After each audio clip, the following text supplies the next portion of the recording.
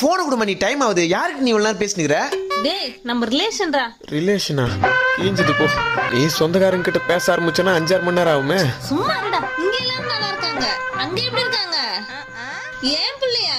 அவன் ஃபாரின்ல வேலை பார்க்கறான். இது நானும் ஃபாரின்ல வேலை பார்க்கறேனா? மாசம் 2 லட்சம் ரூபாய் சம்பளம். மா யார்கிட்ட புள்ளிக்கிற? சும்மா இருடா. இந்த மாதிரிலாம் நம்ம சொந்தக்காரங்க கிட்ட சொன்னாதான் நம்ம மேல ஒரு கௌரவம் இருக்கும். என்னடாச்சு? அது ஒண்ணும் இல்லம்மா, வாயில கொசு போயிடுச்சு. நீ பேசு. என் பையனா இந்த பக்கத்துல. மாமா நான் வெளில போயிட்டு சொல்லுமா. அவன் வெளியில போயிட்டான்னு சொல்றான்.